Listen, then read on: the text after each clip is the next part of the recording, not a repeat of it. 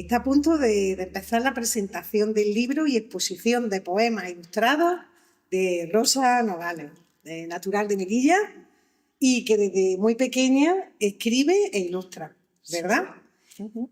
Ha estudiado dibujo artístico, sí. Ha escrito relatos con los que ha obtenido varios premios, poemas y obras de teatro para títeres, y ha impartido numerosos talleres y cursos para estas disciplinas. Uh-huh. Ha sido organizadora del concurso literario de relatos La maleta del tío Paco y otros concursos de arte en Fontanar, una pequeña aldea en Jaén, en la que ha fomentado actividades culturales y artísticas. Sí. Ha sido creadora también del proyecto Fontanarte e Intercambiarte. Uh-huh. Y todas estas actividades te han otorgado el premio Emprendedores. Rosa te describe además como una enamorada de la naturaleza, del mundo rural y del arte en todos sus ámbitos. Sí. Cuéntanos sobre todas esas actividades. Bueno, pues esas experiencias las llevé a cabo hace ya algunos años, porque como bien has dicho, has nombrado Fontanar, que es una pequeña aldea, una pedanía de un pueblo llamado Pozalcón, que pertenece a Jaén. Se sitúa en la zona sur de la Sierra de Cazorla, y es una aldea pequeñita a la que llegué hace más de 20 años. Me enamoré de aquel lugar, me compré una casa allí, he vivido durante bastante tiempo allí intermitentemente, pero bueno... Así como yo nací en Jaén. ¿Tú naciste también en Jaén?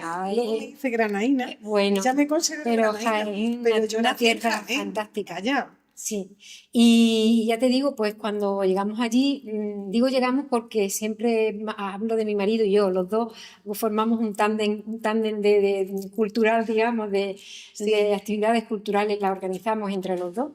Y eso, cuando llegamos allí, pues sí, pues nos ocurrió empezar a organizar algunos de estos temas. El primero fue un nacimiento viviente que sigue vigente.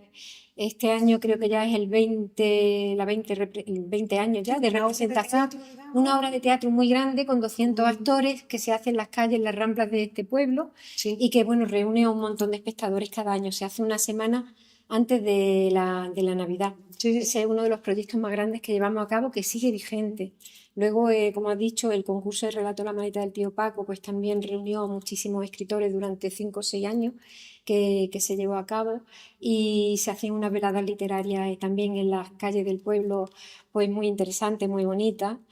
Y bueno, hemos llevado allí también conciertos, compañías de teatro, esos dos proyectos, Fontanarte, Intercambiarte, pues también hemos conocido allí a muchísimos artistas de todas las disciplinas. Y en fin, bueno, pues todo eso es lo que hizo. Yo también allí he impartido clases de construcción y manipulación de marionetas, y luego fundamos una compañía de teatro de marionetas y estuvimos recorriendo pues toda la zona de pueblos tanto de Jaén como de Granada también. Así en plan con la furgoneta y lo... Qué bueno, sí. Fue una experiencia muy bonita durante algunos años y, en fin, que bueno, pues sí, por todo eso nos concedieron en el 2012 el premio Emprendedores Culturales, por toda esa dinamización de allí, de esa aldea de Fontanar, a la que estamos tan unidos sentimentalmente y emocionalmente. Muy bonito. Y ahora, bueno, hoy presenta esta obra maravillosa, ¿no? Una exposición de poemas ilustrados, Voces Olvidadas, dedicada a las mujeres de la generación del 27 que no han trascendido a la historia. Eso es importantísimo, y además hay muchísimas escritoras, pintoras, filósofas, totalmente, bueno, de todo, escultoras, muchísimas mujeres. ¿De dónde surge esta idea, Rosa? ¿Cómo se te ocurre? Pues esto surgió a raíz, bueno, digamos que es la consecuencia, no el resultado de que participé hace un par de años en un proyecto organizado por el Ateneo de Málaga, por la vocalía de literatura del Ateneo de Málaga. Y el proyecto consistía en que nos enviaban a través del correo electrónico, pues nos enviaban a una serie de participantes de diferentes modalidades culturales, artísticas me refiero, nos enviaban un poema de estas poetas desconocidas de esa generación del 27, algunas posteriores y algunas anteriores también, pero en general de la generación del 27. Cuando acabó este proyecto me encontré con 15 poemas y 15 ilustraciones. Sí. Y bueno, y dije, con este material, ¿qué puedo hacer? Porque lo que quería era que otras personas, ¿no?, darle la oportunidad de que también conocieran estas 15 ilustraciones a todas, que claro. están aquí. Vamos a verlo.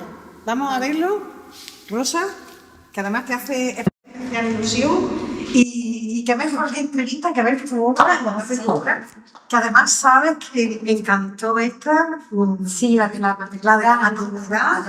Ya no soy yo, ahora soy. Bueno, sí, por favor. Bueno, esto, por favor, que detrás de cada ilustración, con cada poema, sí, cada ilustración y cada poema, hay un hecho importante, ¿no?, que marca la vida de las poetas, en la biografía. He ampliado esta exposición con una biografía, ¿no?, que remata, digamos, toda la exposición.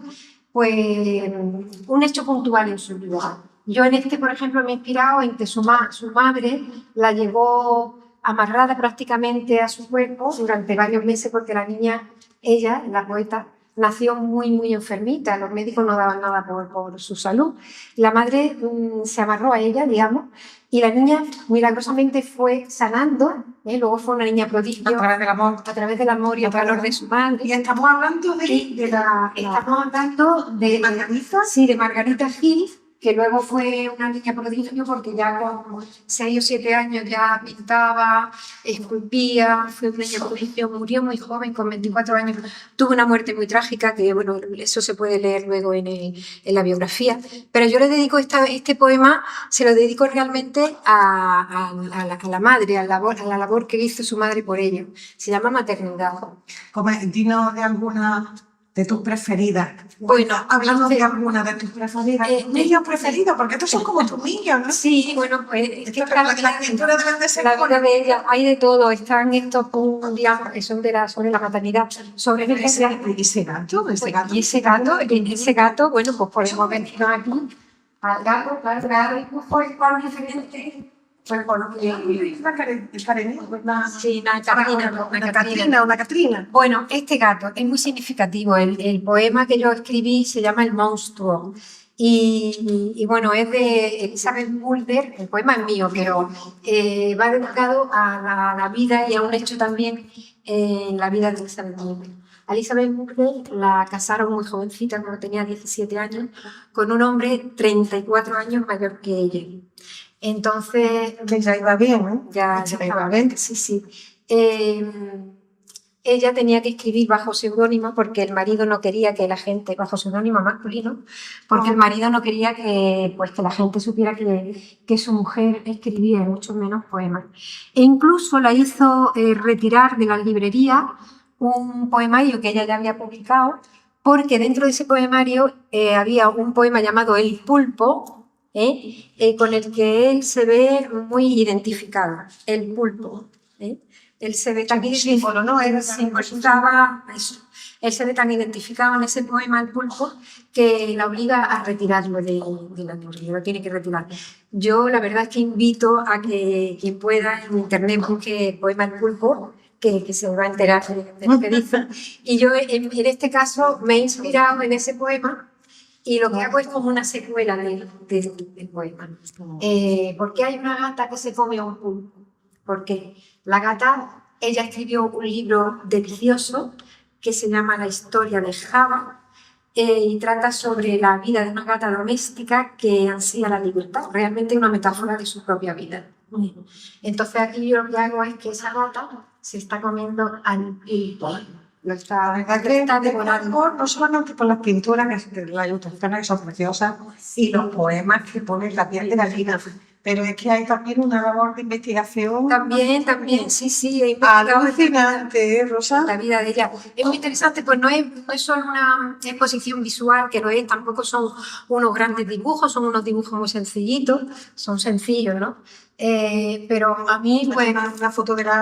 Una foto de ella, ¿no? Claro, sí. La típica mujer de los años 20, ¿no? Con su peinado de los años 20 y una Catrina. La Catrina, todo tiene su simbolismo, la Catrina, porque esta mujer terminó viviendo en México, nunca volvió a España, porque durante la dictadura de Primo de Rivera la desterraron, imagínate, lo que es un destierro para una mujer joven con 3 hijos, porque osó dar una conferencia que se llamaba El divorcio como medida higiénica.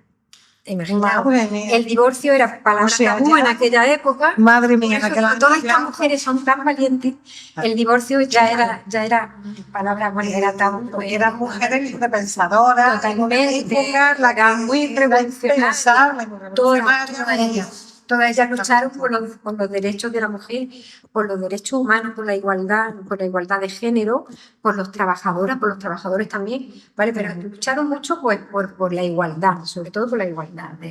Y porque las mujeres en general pues tuvieran todas el mismo derecho al conocimiento y a la cultura que no tenían los hombres.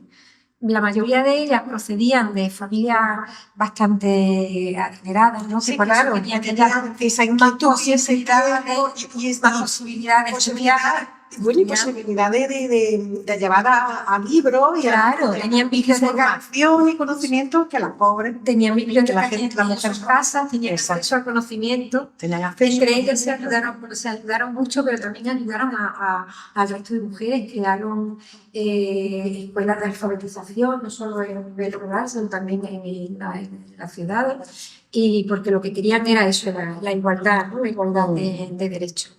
Y a esta mujer, a Mercedes Pinto, pues se la desterró Primo de Rivera por el hecho de haber dado esa... luego es una mujer a la que se le conoce y se le valora muchísimo en México, donde vivió prácticamente toda su vida. Toda su vida. Prácticamente Y toda está su vida. bueno sobra Ana María Martínez. Bueno, Este era sobra interesante. todos tienen A ver, un minuto de cada una. Pues no, Pues, un minuto, no, medio minuto. medio minuto. Medio minuto de cada una. Pues Sola es un poema muy apasionado, porque Ana María Martínez Sagi, entre este grupo de mujeres tan extraordinarias, también hubo amor pasional entre ellas, Sí. ¿vale? Hubo amor entre ellas. Entonces, entre Ana María Martínez Sagi y Elizabeth Mulder, que Sí. está por un que no sé, yo no la encuentro por aquí, pero bueno, y Elizabeth Mulder, otra de las poetas, Elizabeth Mulder, la del gato, La del gato. la de la gata, ¿vale? Entre ellas hubo un amor bastante pasional durante unos... Ah, pues podía haberlo puesto. No, lo he puesto como conforme iba, digo, no voy a relacionar, no voy a relacionar. Pues bueno, no era muy Y- interesante tampoco. Claro, Claro. y marcó mucho la obra de Ana María Martínez Sagi. Marcó mucho la obra. Entonces yo le dedico este poema que se llama Sola, y es un poema bastante pasional. No. Bueno, estoy sola y te sueño. Mi boca es lava ardiente. Un volcán es mi pecho. Estoy sola y te pienso. Te sueño y te deseo.